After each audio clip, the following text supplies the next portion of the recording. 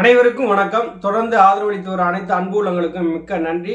ஏற்கனவே ஒரு வீடியோவில் நான் சொல்லியிருந்தேன், எடப்பாடி பழனிசாமி தலைமையில் 2024 பாராளுமன்ற தேர்தலில் அதிமுக சந்தித்தது மிக மோசமான ஒரு தோல்வியை சந்தித்தது அப்படின்னு.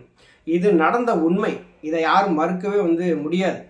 ஆனால் இந்த வீடியோவை பார்த்த ஒரு நண்பர் ஒரு கமெண்ட் பண்ணியிருந்தார். அதில் என்ன சொல்லியிருக்காரு அப்படின்னா, 2019 ஓபிஎஸ் தான ஒருங்கிணைப்பாளர், ஓபிஎஸ் தான தலைமை பொறுப்பில் இருந்தது, அப்போ ஜெயிச்சு வெற்றி கண்டு நாட்டை ஆண்டதை நீங்கள் பேச மாட்டீங்களா அப்படின்னு சொல்லி ஒரு நக்கலாக ஒரு கமெண்ட் பண்ணியிருந்தார்.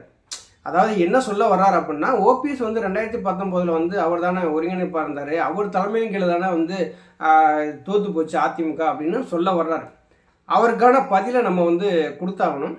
2019 ஓபிஎஸ் ஒருங்கிணைப்பாளர் தலைமை பொறுப்பில் இருந்தாங்க, இல்லைன்னு சொல்லலை. ஆனால் எடுத்த முடிவுகள் எல்லாமே பார்த்தீங்கன்னா எடப்பாடி பழனிசாமி தான். எடப்பாடி பழனிசாமிக்கு வேற யாரும் அறிவுரை சொன்னால் கூட அவர் ஏற்றுக்க மாட்டார். அந்த மாதிரியான ஒரு சூழ்நிலை தான். அவரே வேட்பாளர் தேர்வு நடத்தினாரு, அவரே வேட்பாளராக அறிவிச்சாரு. அவர் முதலமைச்சராக இருந்ததுனால எல்லா மாவட்ட செயலாளர்களும் தலையாட்டினாங்க. முதலமைச்சராக எடப்பாடி பழனிசாமி இருந்ததுனால அவர் சொல்றது எல்லாமே மாவட்ட செயலாளர்கள் கேட்டாங்க. ஒருங்கிணைப்பாளர்கிட்ட ஒரு வார்த்தையை சொல்லி இதை இப்படி பண்ணலாமா அப்படி பண்ணலாமான்னு சொல்லிட்டு கலந்துரையாடலுக்கு எடப்பாடி பழனிசாமி தயாராக இல்லை.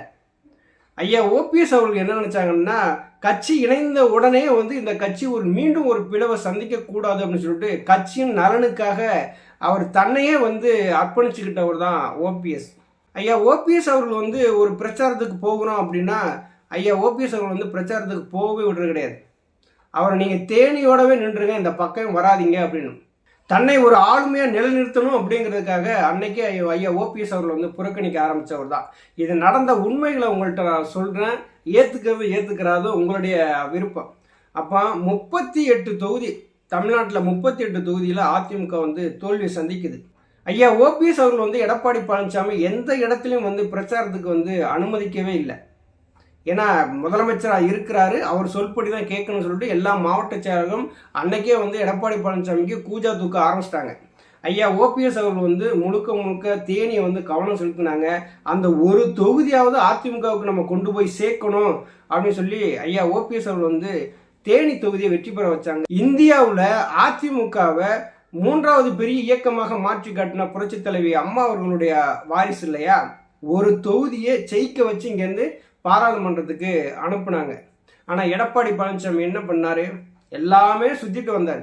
அன்னைக்கு ஐயா ஓபிஎஸ் அவர்கள் மட்டும் பிரச்சாரத்துக்கு அனுமதிச்சு அந்த 2019 பாராளுமன்ற தேர்தலில் ஒரு சுற்றுப்பயணம் வந்திருந்தாங்க அப்படின்னா கண்டிப்பாக அன்னைக்கு அதிமுக ஜெயிச்சிருக்கும். அந்த 2019 தொடர்ந்தே பார்த்தீங்கன்னா மிகப்பெரிய அளவில் எடப்பாடி பழனிசாமி சந்திச்சது பூரா தோல்வி தானே. நீங்கள் கமெண்ட் பண்ணுறீங்க, உங்களுக்கு நான் பதிலை தெளிவாகவே நான் சொல்லிடுறேன். எடப்பாடி பழனிசாமி தலைமையில் சந்தித்த எந்த தேர்தலில் அவர் வெற்றியை பார்த்துட்டாரு. 2021 சட்டசபை தேர்தல் நடந்தது இல்லையா, சட்டசபை தேர்தலில் என்ன பண்ணுறாரு எடப்பாடி பழனிசாமி, அந்த எடப்பாடி தொகுதியில் ஜெயிக்கணுங்கிறதுக்காகவே பாட்டாளி மக்கள் கட்சி கேட்டாங்கிறதுக்காக 10.5% இடஒதுக்கீட பாட்டாளி மக்கள் கட்சி கொடுக்குறாங்க. அவர் எடப்பாடி பழனிசாமி என்ன நினச்சி கொடுத்தாரு அப்படின்னா, நம்ம ஜெயிச்சிருவோம், நம்ம ஜெயிச்ச பின்னாடி அவங்களுக்கு ஏதாவது செஞ்சுக்கிறலாம் அப்படின்னு சொல்லி அவர் நினைக்காரு.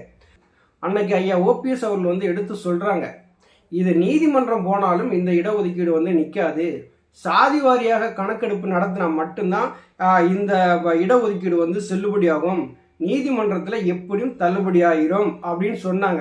அதை எடப்பாடி பழனிசாமி கேட்கல. ஏன் கேட்கல அப்படின்னா, அன்னைக்கு பாட்டாளி மக்கள் கட்சியை ஏமாத்தினாதான் எடப்பாடி பழனிசாமி எடப்பாடி தொகுதியிலேயே ஜெயிக்க முடியுங்கிற ஒரு சூழ்நிலை உருவாச்சு.